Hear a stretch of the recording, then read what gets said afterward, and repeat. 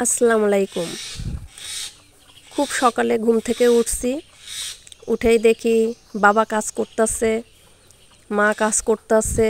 ঘুম থেকে ওঠার আগেই যদি দেখি সবাই এইভাবে ধুমসে কাজ করতেছে, কেমনটা লাগে। আবার এই দিক দিয়ে মনে করেন বৃষ্টিও শুরু, হঠাৎ করে বৃষ্টি, মেঘনা চাইতেই জল। আমার ভাতিজির মনের আশা পূরণ হয়েছে যে বৃষ্টি হচ্ছে, খুব শখ ছিল যে বৃষ্টি হোক।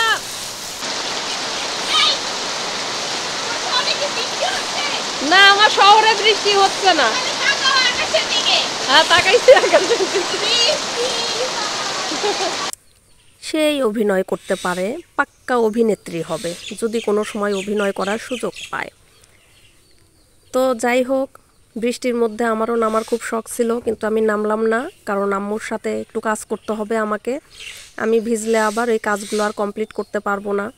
তো এদের দুই বান্ধবীর যে মধুর ভালোবাসা দেখা মনে হচ্ছে আমার যদি কোনো বান্ধবী থাকতো তাহলে আমিও গল্প করতে পারতাম।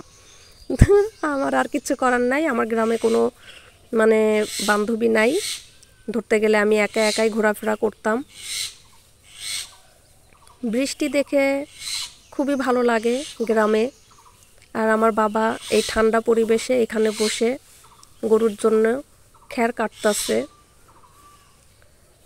প্রত্যেক দিন 2 থেকে 3 বস্তা করে খ্যার কাটা লাগে, খ্যার না হলে গরুর একদমই চলে না। আবার এই দিক দিয়ে জমি থেকে কি করে ঘাসও কেটে নিয়ে আসে, ঘাস কেটে নিয়ে এসেও আবার গরুকে ঘাস দেওয়া লাগে। পাশে টিপটিপ করে বৃষ্টি পড়তেছে। বৃষ্টি একরকম গ্রামে খুবই ভালো লাগে, কিন্তু আমি বৃষ্টিতে ভিজতে পারি না, আমার হাত পা জানি কেমন কামড়ায় এরকম মনে হয়। ঢাকাতেও বৃষ্টিতে ভিজেছিলাম, কিন্তু ঢাকায় বৃষ্টিতে ভেজা আর গ্রামে বৃষ্টিতে ভেজার মধ্যে অনেক পার্থক্য মনে হয়। এদিকে খ্যার দিয়ে আমাদের পুরো বারান্দা ভরে রাখা হয়েছে, বৃষ্টির জন্য এগুলো শুকানো যাচ্ছে না। আজ অনেক দিন ধরেই বৃষ্টি হচ্ছিল, আর এত বৃষ্টি হচ্ছিল গ্রামের অনেক মানুষেরই ধান খ্যার সব নষ্ট হয়ে গিয়েছে। আমার মামারই শুনলাম যে না হইলেও আপনার 50 মনের মতো আপনার হচ্ছে ধান একদম টোটালি নাকি নষ্ট হয়ে গিয়েছে, মা বলল। তো শুনে খুব খারাপ লাগলো, এতগুলো ধান নষ্ট হয়ে গেছে। তো এখন বাড়ির ভেতরের অংশটা দেখি, বাড়ির ভেতরে কি অবস্থা হচ্ছে আমাদের। বাড়ির ভেতরে তো একদমই পানি জমে গিয়েছে বৃষ্টির পানি দিয়ে, অনেক পানি হয়েছে অনেক। আজকে অনেক বৃষ্টি হচ্ছে, হঠাৎ করে রোদ ছিল কিন্তু তারপরেও দেখেন হঠাৎ করে বৃষ্টি শুরু।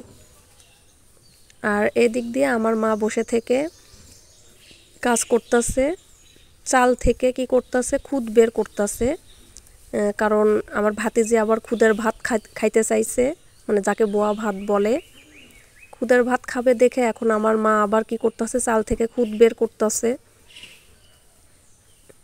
গ্রামে কেউই বসে থাকে না, বাবাই হোক মা হোক, সব সময়ই দেখি তাদের কাজের ওপর সব সময় তারা ব্যস্ত। এই যে যেভাবে খুদ বের করতেছে, আমি আবার এসব পারি না, শিখতে হবে আম্মুর কাছ থেকে। আর এদিক দিয়ে আলু দেখেন, আমাদের আলু হয়েছিল, তো এই আলুগুলো এখন গরুকে খাওয়ানো হচ্ছে, এত সুন্দর সুন্দর আলু, কারণ না হলে নষ্ট হয়ে যাবে আলুগুলো।